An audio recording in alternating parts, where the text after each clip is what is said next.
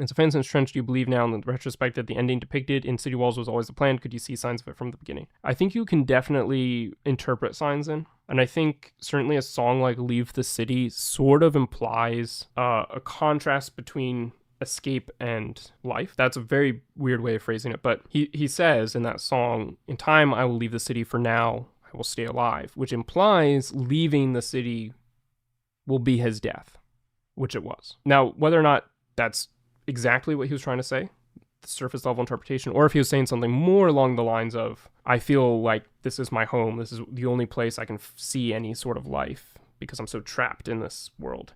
That's another possible interpretation. But I do think there are things like that you can sort of look at. Lyrics in Neon Gravestones: promise me this, if I lose for myself, you won't mourn a day and you'll move on to someone else. That's exactly what the Torchbearer does at the end of City Walls. He doesn't really mourn. He does so very briefly, but he doesn't mourn for a whole day. And he moves on to the next Clancy. But whether or not, that's sort of like, this could happen versus it's going to happen, you can have some debate there. Even lines like, we'll win, but not everyone will get out. You like to hear more music in Dragpath style, dramatic and epic? Yep. It was very reminiscent of Trench in a lot of the songs, like Bandito or Leave the City, even Neon Gravestones, right? Those kind of songs I like. What lore song do you think deserves a video? Bandito having a music video would be really cool. But at the same time, okay, in 2018, 2019, that period, I really wanted Bandito to have a music video. Sitting and looking back at it now, in some ways I kind of am glad it doesn't. I think there's something about that song being purely musical, and then the way it's existed as, being sampled in Overcompensate and then in the live Paladin Straight performance. It's almost like that song sits above what any visuals could do. Ego's definitely been corrupted by evil and no one wants to help Clancy. I mean, yes, so I get that, but it's also like, is the same thing true of this current Nico? And if it's not true of this current Nico, who's to say it's not in some way not true of the past one, if that makes sense, right? The current Nico being Clancy, who became a new bishop, became Nico. Is he fully corrupted, or is he somewhat less corrupted? Is each new iteration of Nico somewhat less corrupted than the one before? I don't know. I'm not putting this out as actually a theory that I'm fully behind. This is pure speculation. I think it's an interesting way of looking at it. He's sad because he's killing a citizen of the community he is a leader of. He never wanted to kill him. I don't think that's true. So, okay, fair. Like, look, I get what you're saying. Like, he had plenty of opportunities to kill Clancy in the past, and he didn't. I think the reasoning there was simply that he wanted to use Clancy as an example because he had become known by the Banditos. But the whole system of the community that he is the leader of is geared around killing the citizens. That's the entire practice of vialism.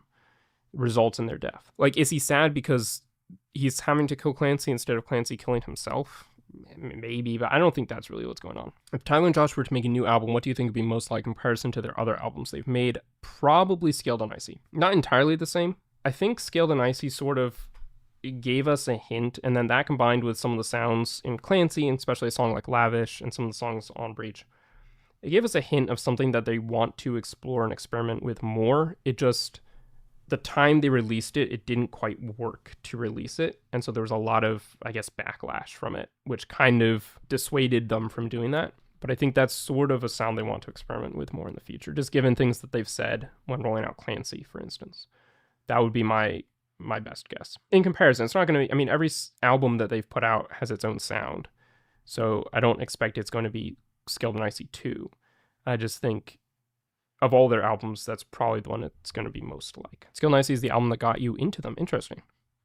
Yeah, I've grown to appreciate it a lot more. I was just in the group that expected a follow-up to Trench in terms of sound and visual narrative. And so when Scaled and Icy hit, it was kind of unexpected. It left me thinking that they had abandoned the lore because we didn't get videos like The Outside or Saturday until much later. And so I kind of thought for a while they were only referencing the lore or the bishops or things like that just as a little bit of fan servicing to keep people interested. But they weren't necessarily like really working on that story anymore, and they were starting to move away from it. Obviously, when we got The Outside in particular, I was like, oh, okay, they're still telling the story. But there was a period of time there where I thought it was over. And that, coupled with the fact that Scaled and Icy isn't my favorite sound from them, right? Like, I think it's a well-made album. It isn't my favorite. It kind of made me rank Scaled and Icy a lot lower for a little while.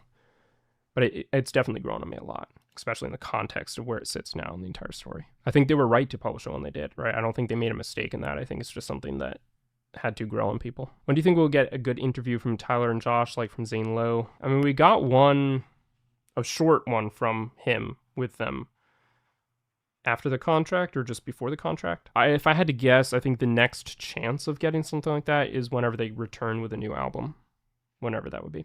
What's the better transition, Jumpsuit into Levitate or the Veil into Reanimate? That is a really hard question. I think I have to say Jumpsuit into Levitate, but it's not, it's close.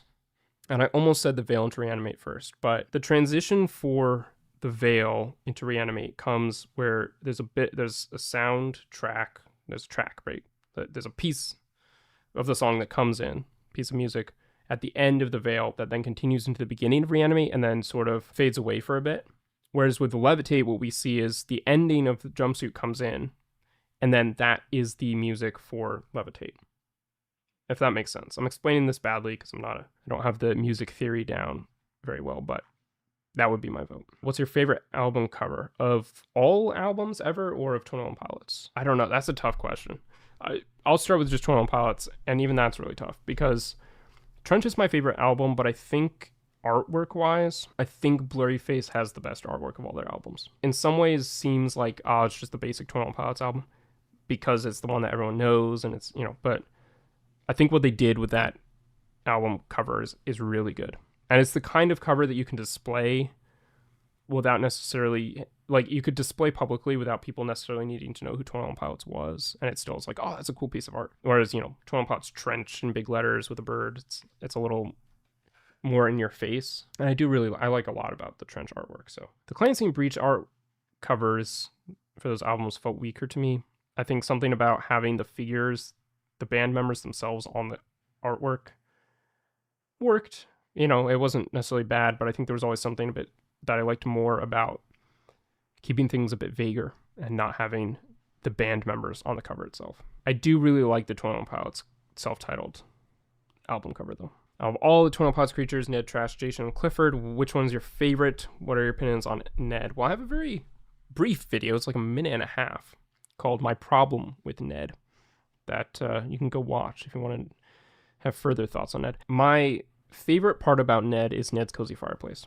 And otherwise, I don't really get the hype. But I love Ned's Cozy Fireplace. So, because of that, he's grown on me a lot as sort of a symbol of the coming winter months, when I start spinning those tracks. But otherwise, I think Trash is my favorite, in short. I'm hearing you talk about JD for a while. Who is that person? Can we expand on that real quick? JD is spelled Jady. It's a band that was formed in 2022. We've put out 3 albums, and they make music which I think is very approachable for fans of 21 Pilots. They have a lore story that they're building out.